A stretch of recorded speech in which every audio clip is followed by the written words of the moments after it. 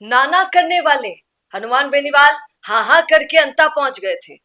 8 तारीख को आपको याद होगा, जब वो पहुंचे तो सब आश्चर्यचकित थे। सब सोचे थे कि कल तक तो नरेश मीणा भी खुद कह रहे थे, वो बार बार मैं भूलती हूँ, तो आप बोलेंगे कि मैडम आप बार बार एक ही बात भूलती हैं।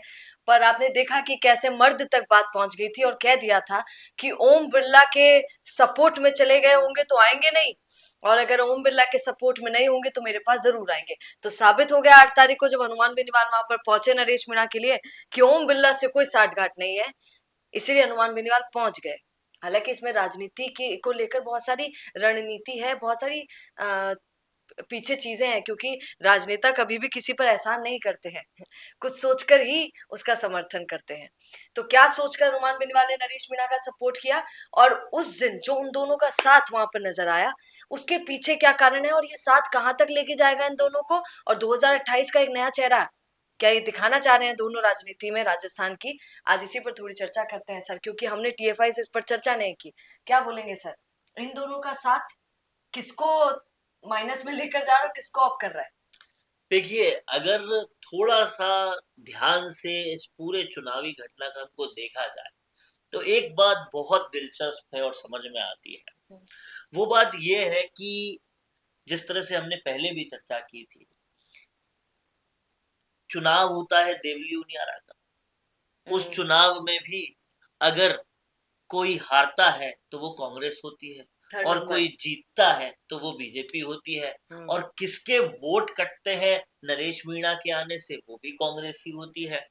और उसमें भी ठीक वैसा ही घटनाक्रम होता है, पहले कांग्रेस से टिकट मांगा जाता है, फिर देते नहीं है, फिर हो जाता है, लेकिन कैसे भी करके कांग्रेस को हराओ और बीजेपी को जिताओ वाला कार्यक्रम होता है।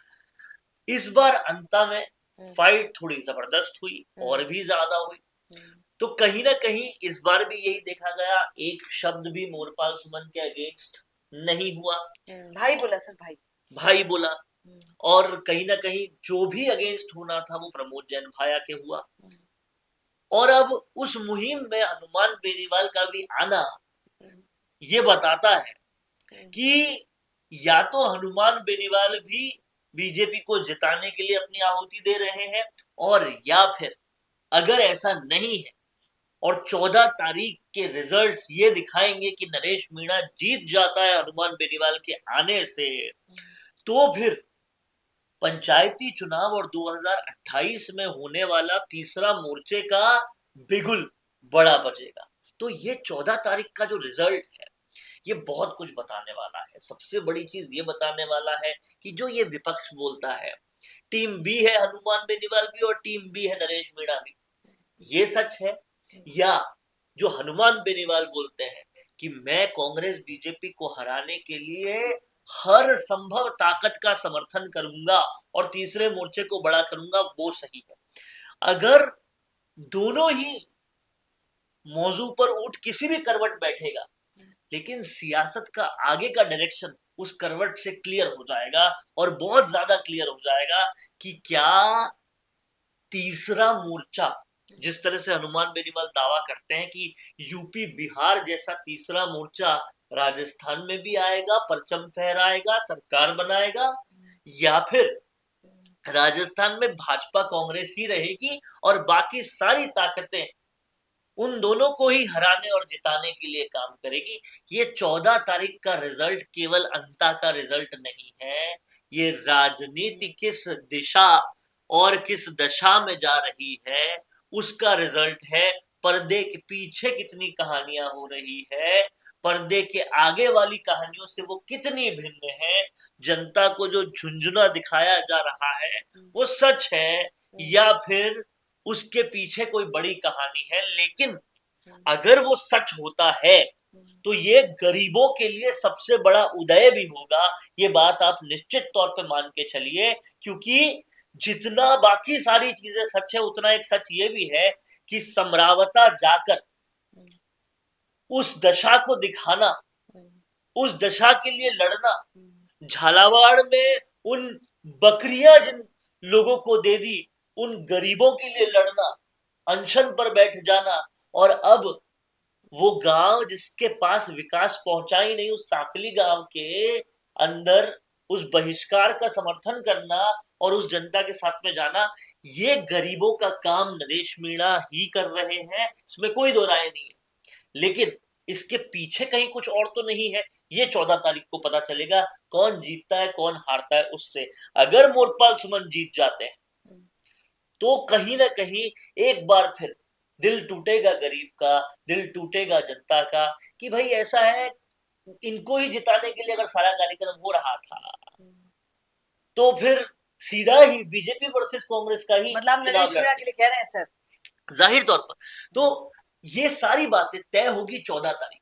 अगर 14 तारीख को नरेश मीणा जीत जाते हैं तो ये तय होगा कि गरीब को एक नई उम्मीद, एक नई आस मिलेगी, और विधानसभा में भी कोई ऐसा नेता आएगा जो गरीबों के लिए लड़ता है, और गरीब के लिए लड़ने के पीछे कोई और इंटेंशन नहीं था, ये 14 तारीख को पता चल जाएगा। और अगर 14 तारीख को मोरपाल सुमन जीतते हैं तो फिर विपक्ष जो बातें कहता है उसमें सच्चाई ना चाहते हुए भी माननी पड़ेगी। तो 14 तारीख का रिजल्ट बहुत कुछ बताएगा।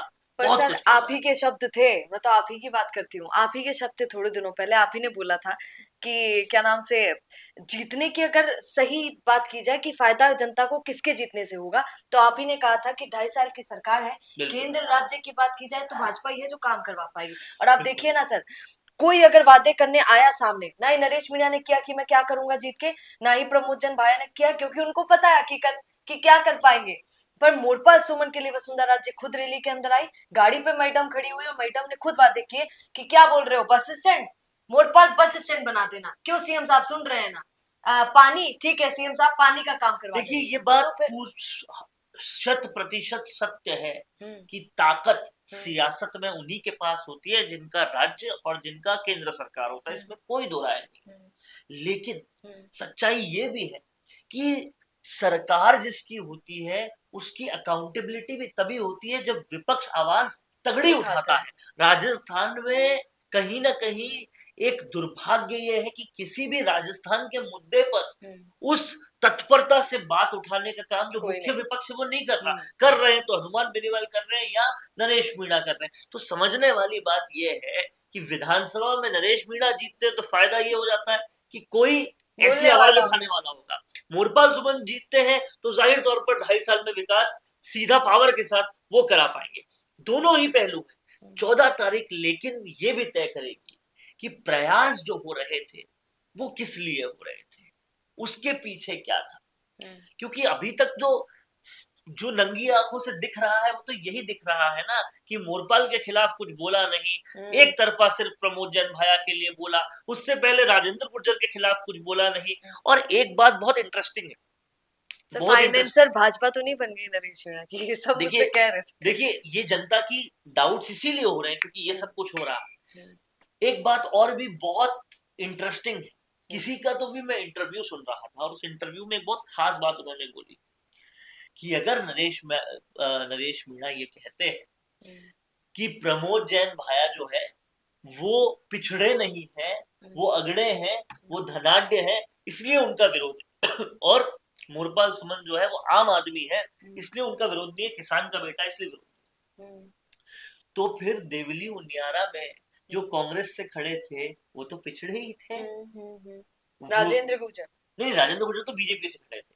अच्छा, उस केसी मीणा वो तो पिछड़े ही थे, आप ही की जाति के थे, फिर क्यों हराया आपने उनको। अब बुरा भला कहा सो अलग। हाँ, तो ये बातें जो है, देखिए जनता को बेवकूफ समझना सबसे बड़ी बेवकूफी है सबसे बड़ी बेवकूफी है क्योंकि सोशल मीडिया का जमाना है साहब, कोई भी चीजें गायब नहीं होती और कोई भी चीज जो है वो एकदम से हवा नहीं बनाई जा सकती। आप किसी को ये नहीं कह सकते कि ये मुर्दा गड़ गया, सारे मुद्दे जिंदा रहते हैं, सारे मुद्दे जिंदा रहते हैं जब सोशल मीडिया का जमाना होता है। तो आपको यूट्यूब फेसबुक के तहखाने में वो चीजें मिल जाती है जो पहले कही थी, जो अब कह रहे हैं, जो दावे वादे किए थे, सब मिल जाते हैं। और इसमें तो ज्यादा वक्त भी नहीं हुआ, कितना वक्त हुआ देवली उनियारा का चुनाव में, 8-9 महीने हो चुके हैं, कुछ ज्यादा वक्त नहीं हुआ। तो ये कहीं ना कहीं बहुत ताजी ताजी चीजें और कंपैरिजंस लोगों के दिमाग में है। और अब वो टाइम नहीं रहा जब कहते थे कि भाई राजनीति तो बिहार वाला समझता है, राजस्थान वाला नहीं समझता। राजस्थान का भी गांव गांव बच्चा बच्चा राजनीति को लेकर अब सक्रिय होता जा रहा है, समझदार होता जा रहा है, दिखता है उसे सब कुछ और उन्हें पता होता है ये जो वोटिंग का वक्त है ना, ये मेरी ताकत का वक्त है, पर इसे हम सर दिखाऊं। इन दोनों की अगर साठगांठ होती जैसा कि आप कह रहे हैं और जैसा कि बहुत लोग शक कर रहे नहीं हैं, देखिए, हम तो कह रहे हैं कि 14 तारीख को पता चलेगा। नहीं ऐसा लगता है, मैं बोलूँ ना अनुमान लगा रहे हैं, कई लोग लगा रहे हैं जो अनुमान आप लगा रहे हैं, तो आप खुद सोचिए कि अगर ऐसा ही होता तो पहले ही बोल दिया तो देख नरेश इतना इतना काम करना है तेको, हाँ जीतेंगे तो हम तो अपना तो फिक्स है मामला, फिर वसुंधरा राजे सीएम बदलाने को रोड पर क्यों आना पड़ता, वो भी 2 बार। देखिए, आप मेरी बात समझिए, इलेक्शन जो होता है वो मामला होता है साख का, वो मामला होता है प्रतिष्ठा का।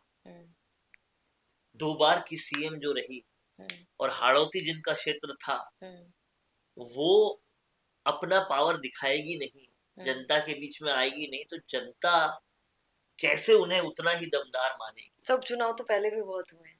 उपचुनाव पहले भी बहुत हुए, लेकिन हाड़ौती का कहाँ हुआ? हाड़ौती के हर उपचुनाव में, हर चुनाव में मैडम का वैसे ही बोलबाला रहता है, क्योंकि अपना पावर शो करना ये हर पॉलिटिशियन के लिए बेहद जरूरी है, ताकि उनका नाम हो जाएगा, जीत गए तो कौन जीता। हाँ, जीत गए तो उसके बाद में सीधा मंत्रिमंडल फेरबदल है, किसके कितने आदमी आएंगे उस पर लड़ाई है, उसके बाद 2028 का चुनाव है उस पर लड़ाई है, कहीं ना कहीं दुष्यंत सिंह को भी वापस लाइमलाइट में लाना, ऐसी कई चीजें हैं, पावर उनको भी दिखानी है, बहुत सारी चीजें। तो कहीं ना कहीं साख का सवाल होता है, गहलोत और पायलट क्यों आ रहे हैं, साख का सवाल है, कांग्रेस की भी साख का सवाल है। तो ये साख का सवाल जाहिर तौर पर है। इतने बड़े उपचुनाव के रण में आप सोचिए, हनुमान बेनीवाल पहले ना नकुर करते रहे, फिर क्यों आए? नहीं दिखेंगे तो फिर कैसे जलवा बरकरार रहेगा, जनता कैसे पहचानेगी? उसके बाद पंचायती राज चुनाव आने वाले हैं भाई, निकाय चुनाव आने वाले हैं, तो कहीं ना कहीं भाजपा से अब दूसरे दल भी ये बात सीखने लगे हैं कि चुनाव की तैयारी हमेशा चालू रहती है, एक खत्म हो जाता है तो उसी के साथ दूसरे की तैयारी शुरू करनी पड़ती है। ये सारी बातें जो है वो चुनाव के डायनामिक्स से पूरी जुड़ी हुई है, और इसलिए ये साफ है कि साख जब जुड़ी होती है तो ताकत पूरी दिखानी पड़ती है। अब देखिए, ये तो देखना होगा, मैं तो आपको कल भी बताई थी कि कैसे मैडम ने अपना फोटो लगाया पोस्टर और उसमें लिखा कि बैलेट नंबर 2 पर बटन दबाएं और भाजपा को जिताएं। उस पे कहीं मोरपा सुमन की फोटो नहीं थी, और आज तो सर ने भी कह दिया कि साख का सवाल है मैडम का। अब देखते हैं कितनी साख रहती है, कौन जीतता है, वो तो 14 को आपको पता चल जाएगा। उससे पहले हम सबके अनुमान आप सुनते रहिएगा और बने रहिएगा द फैक्ट इंडिया के साथ। नमस्कार। श्री मेवाड़ हेलीकॉप्टर मानसरोवर जयपुर लेकर आया है आपके लिए बहुत बड़ा उपहार। रॉयल शादी एंट्री हो, इलेक्शन टूर हो, एयर एम्बुलेंस हो, पुष्प वर्षा हो या वीवीआईपी दर्शन हो, इसीलिए अभी तुरंत बुक कीजिएगा। बिजनेस अच्छा हो सकता है, लेकिन अगर नाम नहीं दिखा तो पहचान कैसे बनेगी? अब टेंशन छोड़िए, द फैक्ट इंडिया आपके बिजनेस को देगा वो पहचान जो पूरे राजस्थान में हर किसी तक पहुंचे। न्यूज चैनल पर विज्ञापन, पॉडकास्ट और प्रमोशन के जरिए आप सीधे 5 लाख सब्सक्राइबर और 10 करोड़ से ज्यादा व्यूज तक अपनी पहुंच बना सकते हैं। तो देर किस बात की, आज ही द फैक्ट इंडिया से जुड़िए और अपने बिजनेस को बनाइए हर घर का नाम।